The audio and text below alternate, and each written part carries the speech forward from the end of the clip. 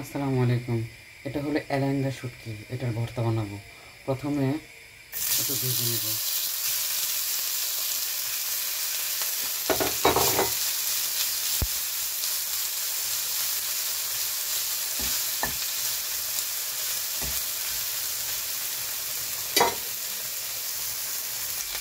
তারপর পেঁয়াজ কুচি এবং আদা রসুন দিয়ে দিলাম।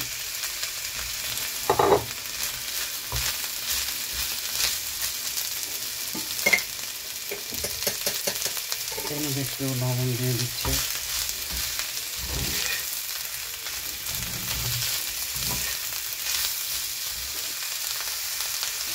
এর মধ্যে একটু কাঁচামরিচ দিয়ে দেবো। সব একসাথে ভালো করে একটু ভেজে নেব।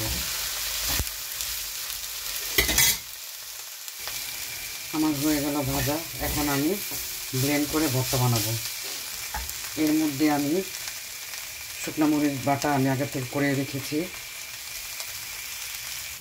এর মধ্যে ব্লেন্ডার জার আমি দিয়ে দিলাম।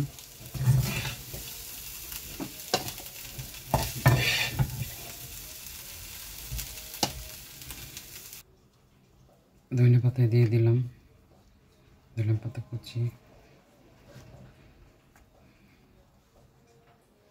এখন আমি ব্লেন্ড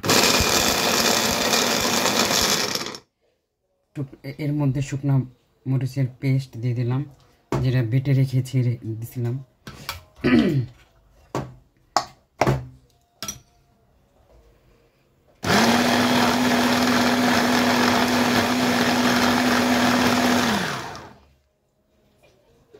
আমার শুটকি ভর্তা রেডি হয়ে গেল। এখন আমি নামিয়ে পরিবেশন করব।